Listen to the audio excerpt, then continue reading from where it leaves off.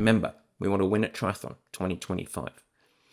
So if you're watching this on YouTube, the video version of this podcast, it's going to be a little bit easier because Barry has delivered some very nice graphics for you because he is a master of graphic design.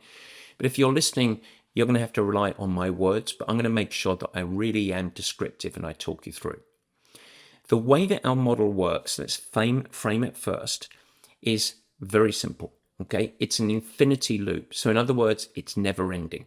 You know, if you look on the inside of your wrist, you might even have that very nice tattoo. It's an infinity. It never ends. But there are 4 main components to this. So phase 1, phase 2, phase 3, and phase 4. And we're going to break each of these down as we go through the journey. Now, I talked about this before, but the reason that this is important is for absolute insurance of universal application of our coaching methodology. That's great. But there's more value to this for myself as a coach, my team of coaches, as well as all of the athletes that interact with this model, because it really helps with some of the things that are pitfalls in a coaching relationship. It ensures alignment and buy-in.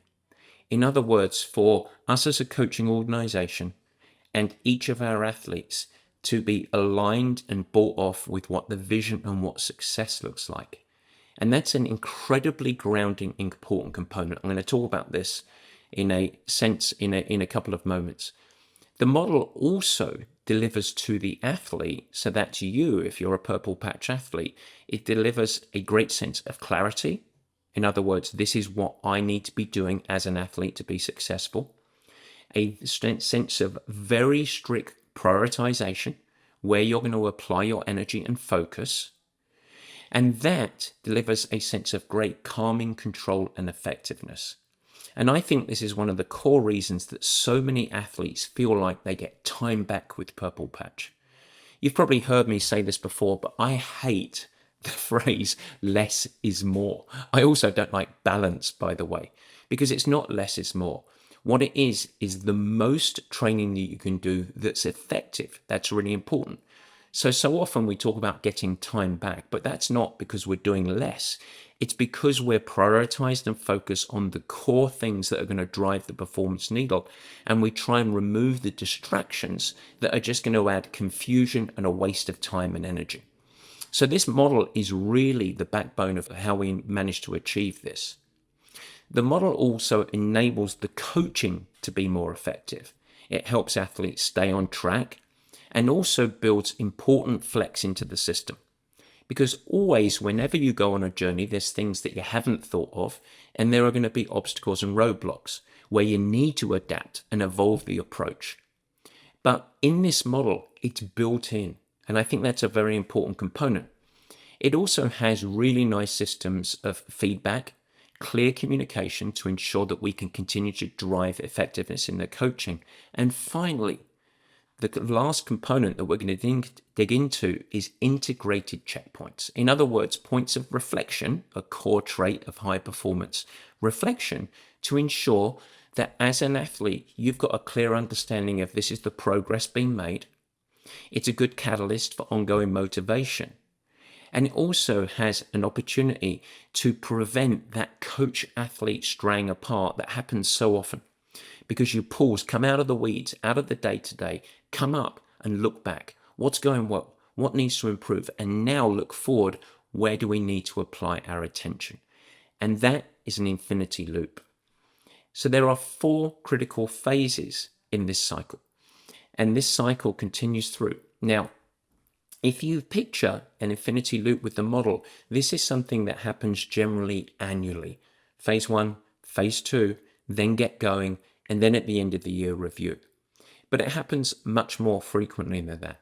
We also have a mini cycle of this same model that occurs periodically, and that tends to be anchored around quarter end, so at the end of big each block, or maybe after a major event. Reflect, recommit, let's go again. So there are these mini cycles that occur. There's a big annual, and we're in that phase right now of planning so that we can get forward, and we're going to do that together. Then there's a quarterly or after major events that we re-kick off another cycle. But even weekly this occurs. We integrate this model and mindset, our system, into our planning and prioritization every single week.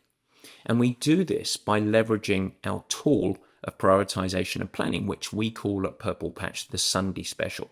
We've done whole episodes on the Sunday Special. You can go back and listen to them. It is a critically important tool to organize not just your training, but all of the elements of your life. And we started the Sunday Special routine with our pro athletes and our very busy time-starved executives, but it permeates like language and behavior through the whole of Purple Patch now. Alrighty, so the tool becomes really important. It is an important framework to deliver consistency. And you've heard me talk about this show so much. Consistency is potent for performance predictability. So that's how we do it. Alrighty, let's go through each of them and let's just highlight around 2 minutes on each one. So phase one, you want to imagine this starting as you look at it on the top left-hand corner of our affinity loop. Phase one, we label this the North Star. And I could argue that this is perhaps the most essential part of the coaching journey. And it's a part of your homework that I'm going to give you at the end of today's session. Okay, what's your vision? So what do I mean by that? If an athlete comes to me and they say, hey, I've signed up for XYZ race, it doesn't matter what it is. We always pause and say, hang on, before we start diving into your 12, 16, 20, 48-week training plan to get you ready for this race, let's really get alignment, coach-athlete alignment on what success looks like. So when I say vision, if you imagine sitting with each other in a year's time, in the same setting, and you say, how will we define success? So as an athlete, how will I know that this coaching relationship or my commitment to this journey is really successful? And quite often that goes well beyond results in sport. What's really important to you? And this is really a key component. And out of this, you say, hang on, what's my purpose here? What's my why?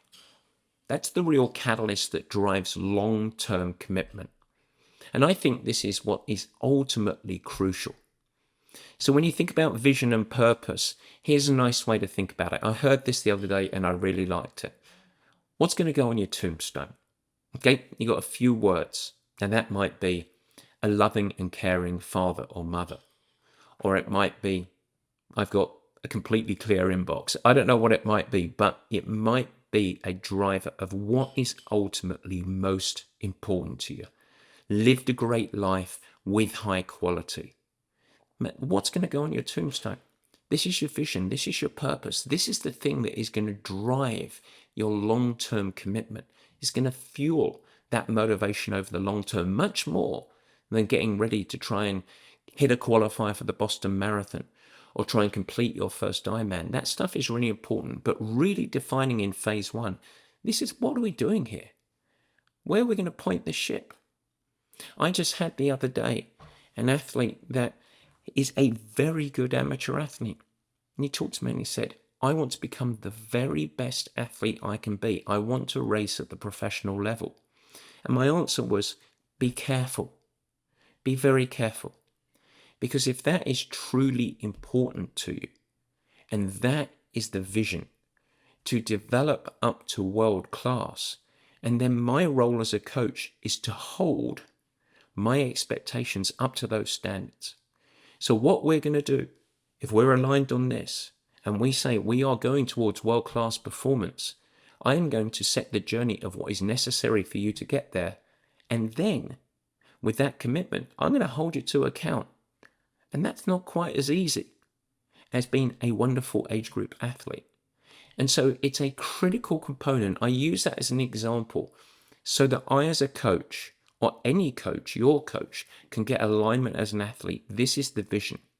And coming out of that vision, still part of the first phase of this model, is our goals. And our goals are simply stepping stone targets along the journey to that vision. They drive our actions towards the vision.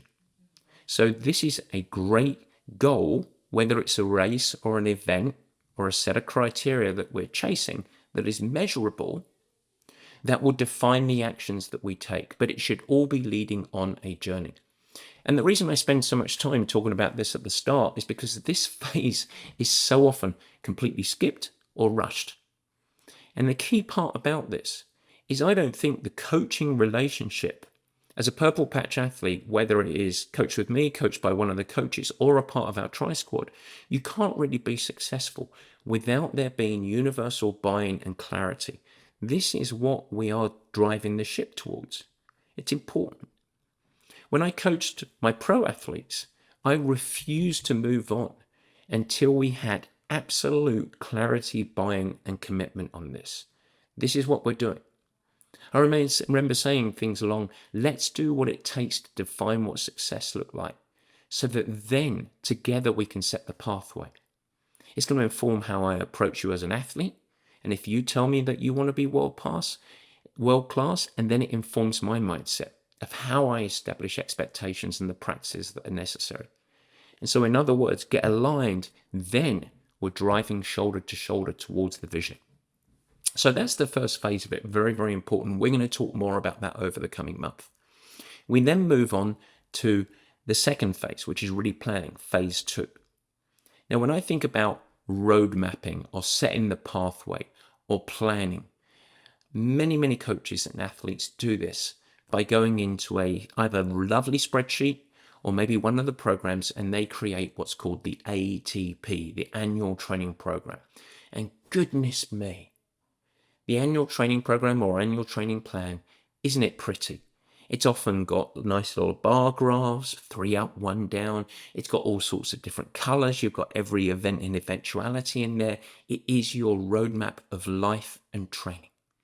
And in my opinion, it's pretty much a waste of time, particularly with a time-starved athlete. Because life is not a spreadsheet.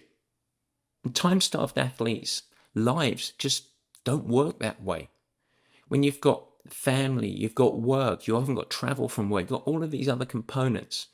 I see so many athletes and coaches spending hours building up these spreadsheets, but I've never seen a spreadsheet that is actually implemented anywhere close to what the plan suggests. So instead, I think there's an alternate way of doing this to get clarity, buy-in, and prioritization. Save your energy on that stuff. Instead, go through a more simple process or a prioritization exercise. So what do I mean by that? Well, first, when I think about setting the roadmap, it's really about priorities, commitments, and clarity. Those are the 3 big words that I think are really important. Number 1, what do we need to focus on to be successful in our mission and vision? So in other words, what are the critical areas of focus?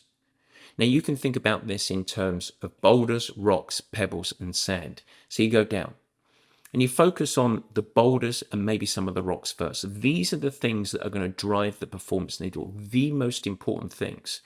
And you can do this in any arena in life. We're talking about triathlon training here. One of my boulders, great. The second part of it is, what am I, with deliberate intent, not going to focus on?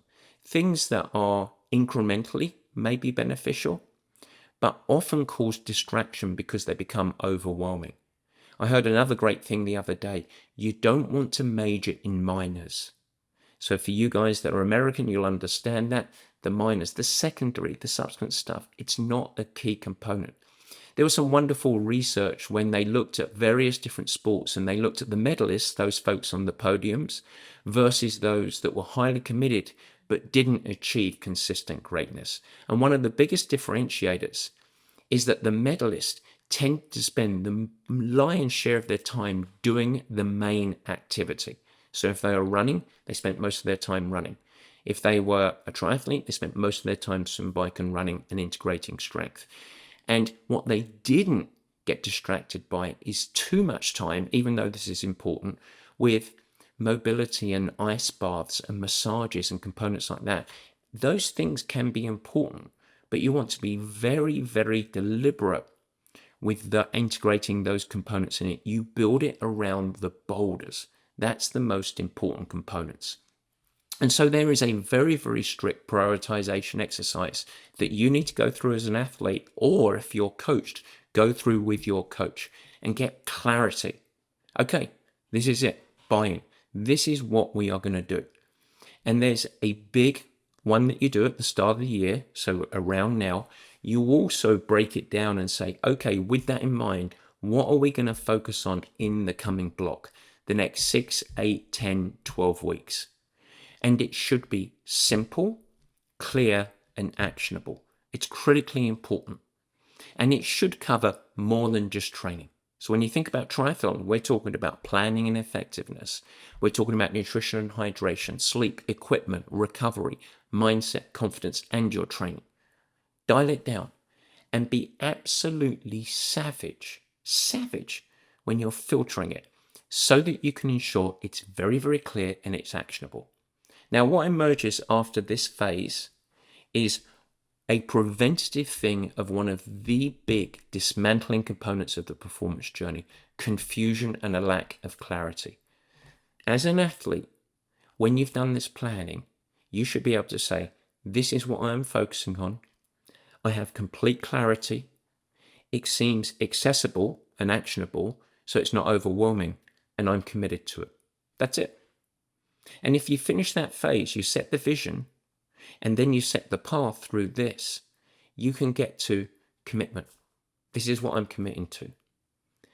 Now, this is such an important component. It's so important, and I encourage you, write it down. As a purple patch athlete, every single athlete this year is going to write this down.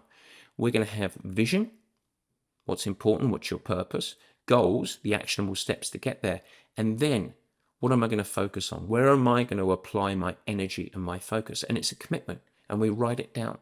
And you know what we're going to do? We're going to track it.